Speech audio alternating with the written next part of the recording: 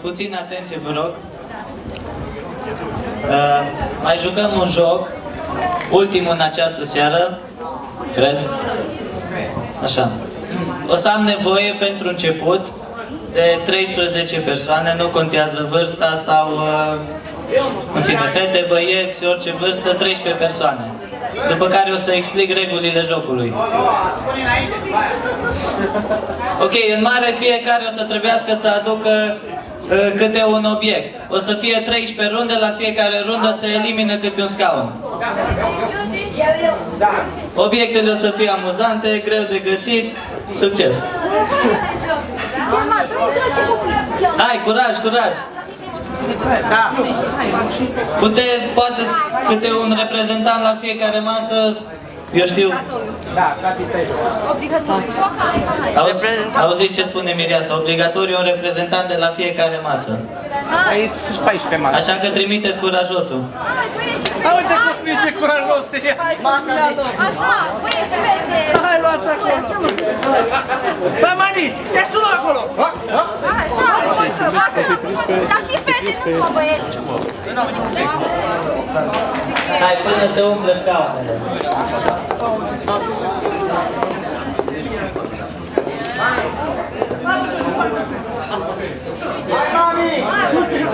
Mami! Hai să te joci! Așa. Aici pe foaia asta eu am scrise 13 obiecte care se găsesc în sală și afară. Afară sunt numai câteva, stați liniștiți. Bun. Muzica o să cânte pe fundal, foarte încet. Și eu o să spun în felul următor. Acum vreau să-mi aduceți, o să numesc un obiect. În momentul în care auziți numele obiectului, faceți ce știți, fugiți, alergați, mergeți încet, îmi aduceți obiectul. La fiecare rundă o să elimin câte un scaun.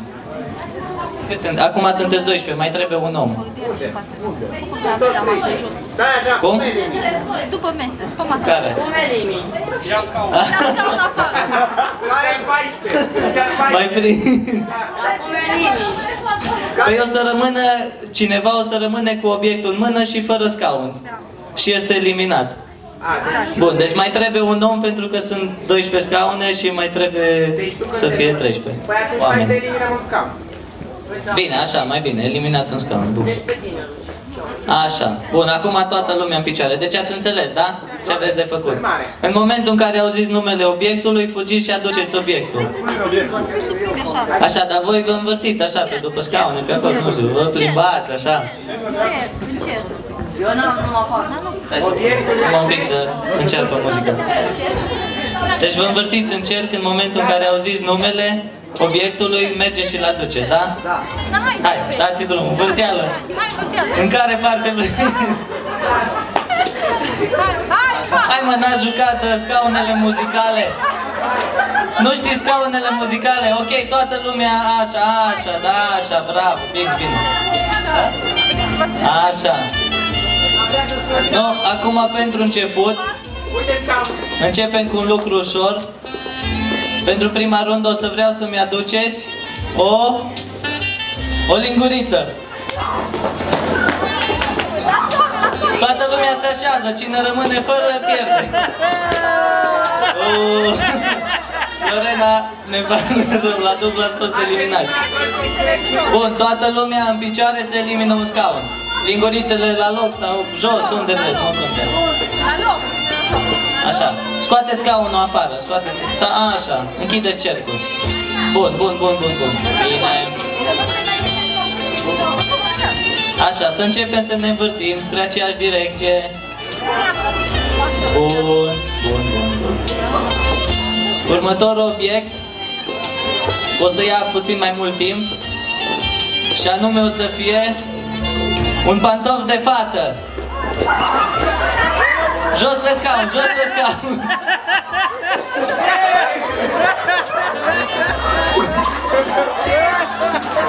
Jos pe scaun, cine rămâne fără pantof? Mai trebuie, mai trebuie. Mai sunt doi concurenți, Opa, eliminare, ne pare rău. Ne pare rău.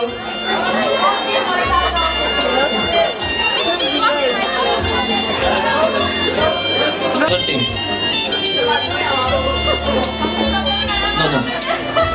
Ok, următorul obiect este un pix.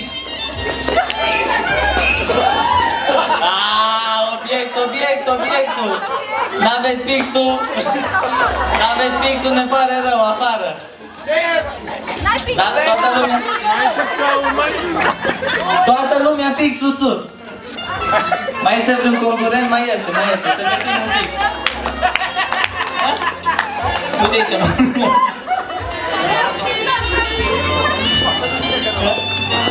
Cine n-are pixul sus, afară. Eliminare. Ne pare rău.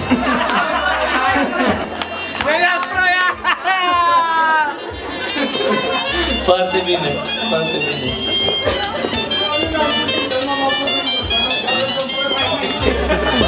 Gata, ați eliminat scaunul? Bine.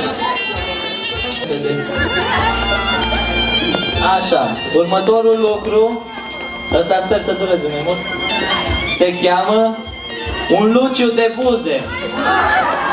Sau ruj. Uciți fetele la genți. Așa, bun. Și mai este un scaun. Cine după scaunul? Mamă, ce repede! Eliminare, ne pare rău. Vă pregătiți aici. Haideți că...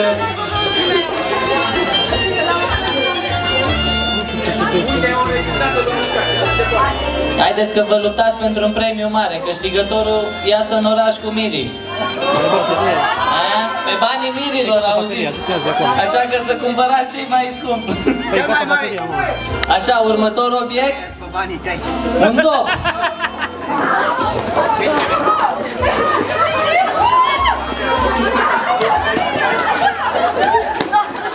Upsi-dupsi!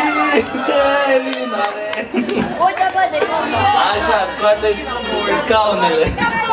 Adică scaunele. Te chinui tu să le desfaci.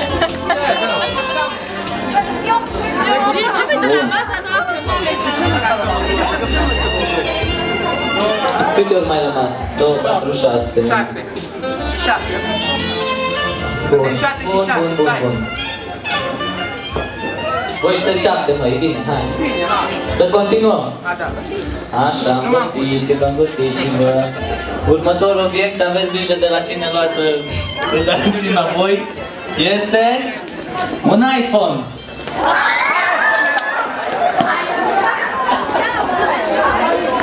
Un iPhone, găsiți iPhone-ul, luați scaunul, hai! Viteză, dați iPhone-ul! Gata! Mai sunt scaune? Oh, mai este unul. Repede. Bun, cine a rămas? Eliminare, ne pare rău. S-o gătat runda. Avete toate. La finale e pedeapsă, tati, nu?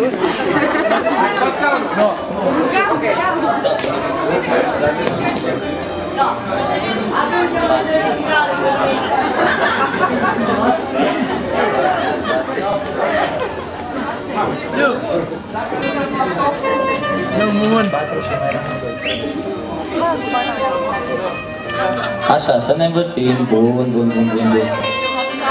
Următorul obiect. Aici toți mergeți în același loc, numai că la care e mai rapid. Este o banană.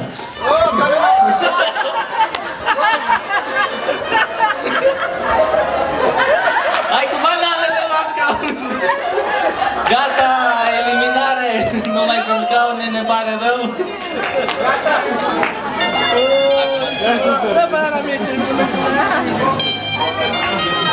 Scaunul, scoateți scaunul. A scos? Bun.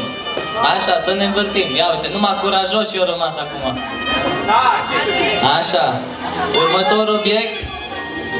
Aici aveți un pic de atletism. Se cheamă un fir de iarbă.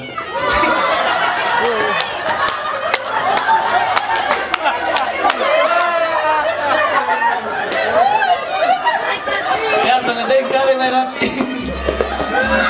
Opa! Eliminare! Eu că l-o luat și pe cel mai mare și tot a rămas fără scaun.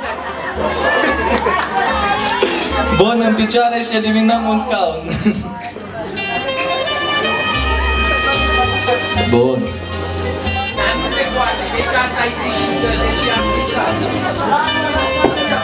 Așa, ne învârtim, bun.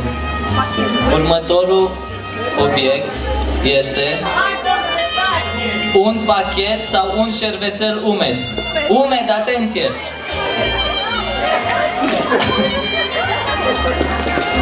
Eliminare! Ne pare rău. Așa, încă un scaun afară. Mai sunt două obiecte. Exact.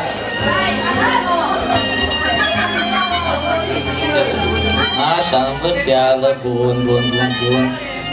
Următorul obiect este o piatră. Încă un pic de atletism, că dacă am mâncat bine trebuie să și dăm jos bine. Gata, eliminare. Bun.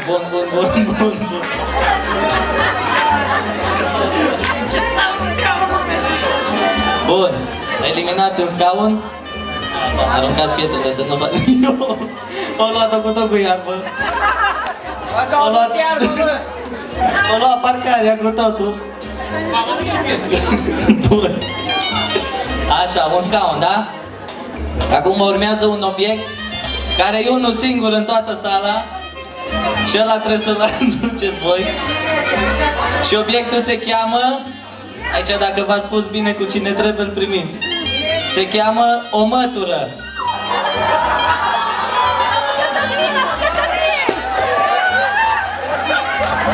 Hai să vedem care s-a pus bine aici. Care aduce... Câștigător! Haide să feliciți Miri și să le spui unde să te ducă în oraș. Că să nu uităm că promisiune e promisiune. Hai, Cătrin! Bravo!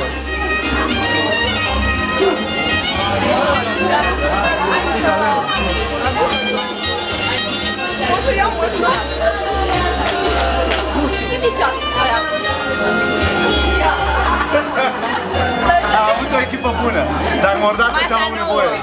Eu l-am dat impuls, eu l-am motivat, eu l-am consacrat. Unde-i Mirele? Mirele